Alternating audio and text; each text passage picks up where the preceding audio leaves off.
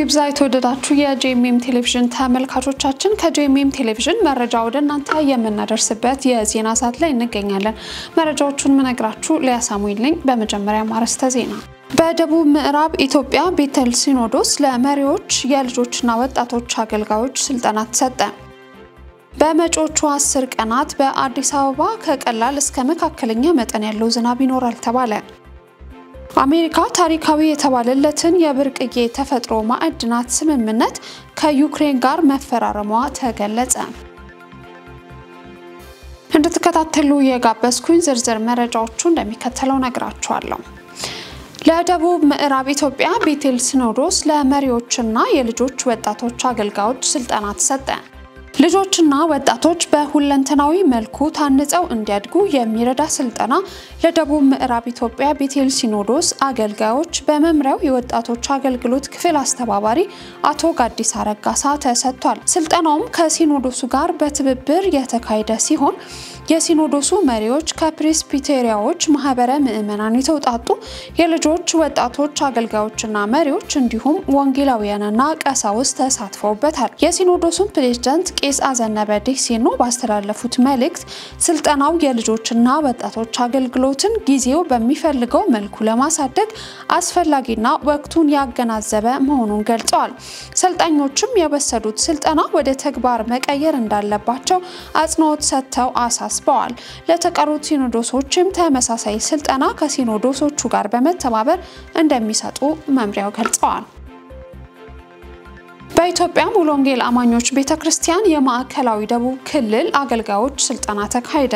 ከሚያዝያ 16 እስከ ሚያዝያ 18 2017 ዓ.ም ለ153 ሙሉ ጊዜ አገልጋዮች ፍሬያማና ክርስቶስን የሚመስል አገልጋይ በሚል ርዕስ በመጋቢ ታምራት አውሎ ስልጠናው ተሰጥቷል። የክልሉ ፕሬዝዳንት መጋቢ አለማየሁ ኤርሴዶ እንደገለጹት እግዚአብሔር አምላክ የልቡ ሐሳብ ለልባችን ተናግሯል ሲሉ እንደዚህ አይነት ስልጠና ቢያንስ በአመት 2 ጊዜ ቢሰጥ መልካም እንደሆነ ተናግረዋል። አብዛኞቹ የስልጠናው ተካፋዮች እንደተናገሩት የስልጠና በአገልግሎታቸው ማተኮር ያለባቸውን አቅጣጫ እንዳመላከታቸውና ለእግዚአብሔር ሥራ እጅግ ጠቃሚ ስልጠና እንደሆነ ገልጸዋል። መረጃው የቤተክርስቲያኒቷ ገጽ ነው። በመጪዎቹ 10 ቀናት በአዲስ አበባ ቀላል እስከ መካከለኛ መጠን ያለው ዝናብ ይኖራል ተባለ። በኢትዮጵያ አንዳንድ አካባቢዎች ከፍ ያለ ከባድ መጠን ያለው ዝናብ ሊመዘገብ እንደሚችልም ተናግሯል። የኢትዮጵያ ሜትሮሎጂ ኢንስቲትዩት በመጪዎቹ 10 ቀናት የሚኖረውን የአየር ሁኔታ ትንበያ መረጃን ይፋ አድርገዋል።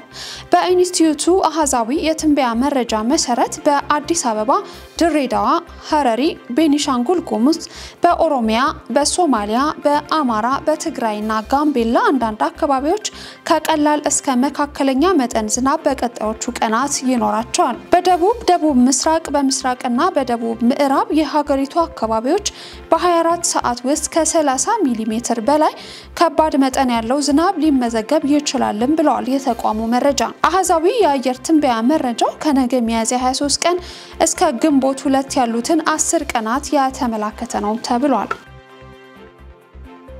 የሉትራን ሄሪቴጅ ፋውንዴሽን መሪዎች የቤተክርስቲያኒቱን ዋና ጽሕፈት ቤት ጎበኙ።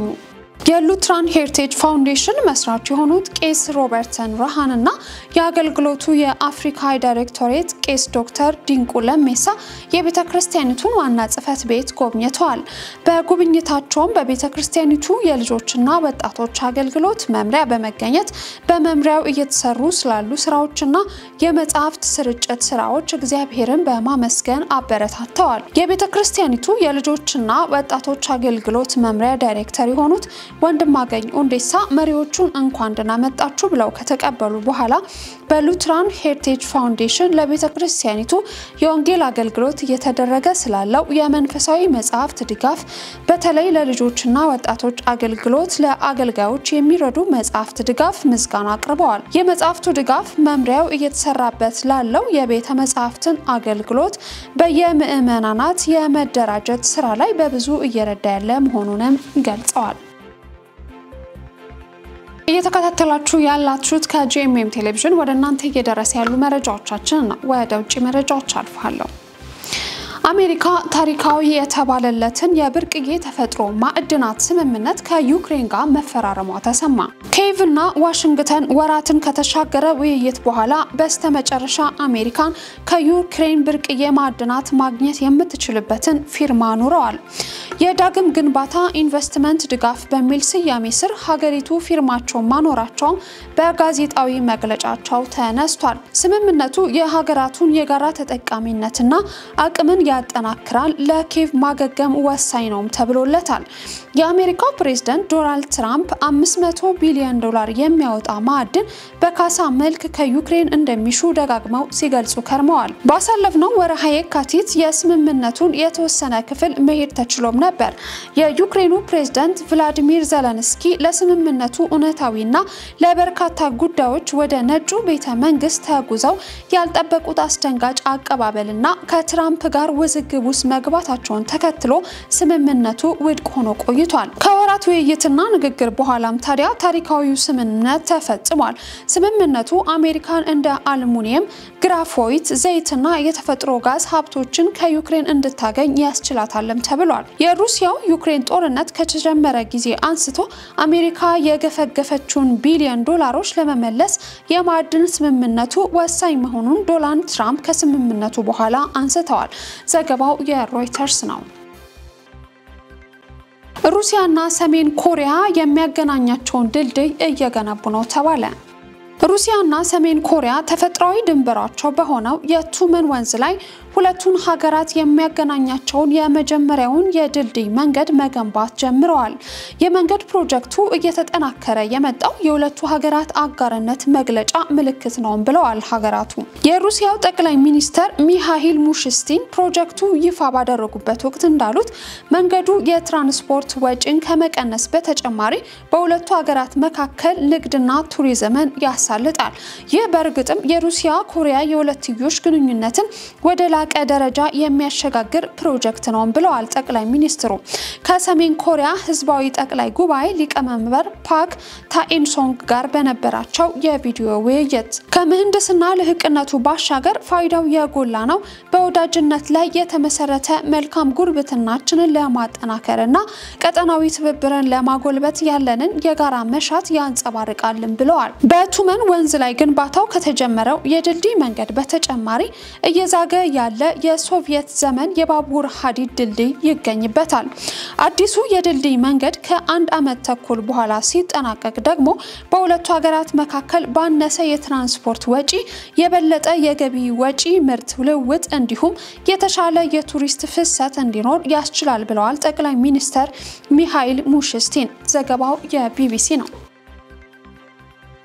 ለዛሬ ያስኩላችሁ መረጃዎች ከማጠቃለያ በፊት አርዕስተ ዜናዎቹን ላስታውሳችሁ። በደቡብ ምዕራብ ኢትዮጵያ ቤተል ሲኖዶስ ለመሪዎች የልጆችና ወጣቶች አገልጋዮች ስልጠና ተሰጠ። በመጪዎቹ 10 ቀናት በአዲስ አበባ ከቀላል እስከ መካከለኛ መጠን ያለው ዝናብ ይኖራል ተባለ። አሜሪካ ታሪካዊ የተባለለትን የብርቅዬ ተፈጥሮ ማዕድናት ስምምነት ከዩክሬን ጋር መፈራረሟ ተገለጸ። ለዛሬ ያዝንላችሁ መረጃዎች እነዚሁ ነበሩ። ያዘጋጀላችሁ ዳንኤል አንተነህ ከመላው የስቱዲዮ ባለሙያዎች ጋር በጋራ በመሆን ነበር ወደ እናንተ ያደረስኩት። ሊያ ሳሙኤል ነኝ። ሌሎች የጄኤምኤም ቴሌቪዥን ፕሮግራሞች ይቀጥላሉ። መልካም ጊዜ።